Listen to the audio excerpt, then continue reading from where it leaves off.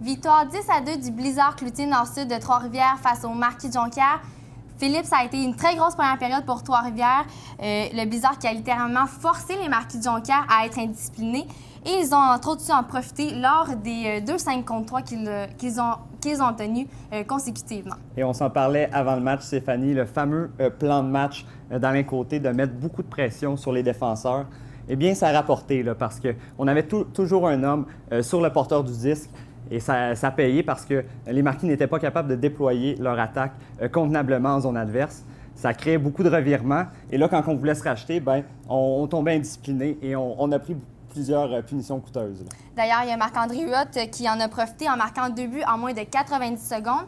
Puis en début de deuxième période, on a senti les Marquis de Jonquière avec un peu plus d'aplomb sur la patinoire. Toutefois, ils n'ont pas su concrétiser leur chance.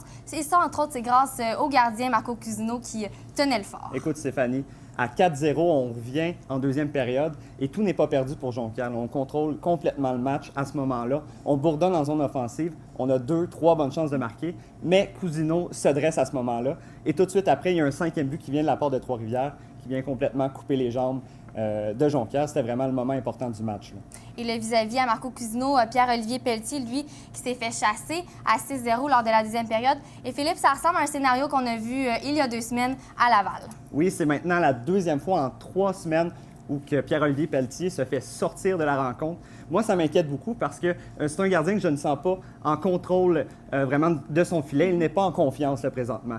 Ce soir, bon, les retours de lancer, il n'était pas capable de les retrouver. Ses déplacements latéraux n'étaient pas à point. Donc vraiment, là, ça va être à surveiller pour la prochaine semaine dans les séries éliminatoires s'il va être capable de revenir à 100 là, comme le bon vieux Pierre-Olivier Pelletier qu'on connaît si bien. Là. Et en troisième période, le Blizzard qui a continué à jouer comme il l'avait fait lors des 2 premiers 20. Mais on a senti les Marquis, eux, qui ont semblé baisser les bras. Et ça a rapporté aux joueurs de Trois-Rivières qui ont gonflé leurs statistiques personnelles. Et on en parlait un petit peu plus tôt, Marc-André Huot, qui a complété son tour du chapeau en troisième période. Et que dire de ses compagnons de trio? Yann Joseph, le vétéran, l'ancien du Saint-François de Sherbrooke, et du Wild de Windsor, qui, avec 1 but et 5 mentions d'aide, est, selon moi, le joueur du match. Stéphane Boileau, 1 but, 2 passes, fidèle à lui-même, vraiment très complet sur la patinoire, autant l'attaque qu'en défensive. Là. Et finalement, il faut parler des séries éliminatoires. Ce soir, Trois-Rivières s'est assuré de l'avantage de la patinoire en gagnant ce soir et avec la défaite de Saint-Georges-de-Beauce. Et puis, tout n'est pas encore joué. On va voir ça demain pour Trois-Rivières.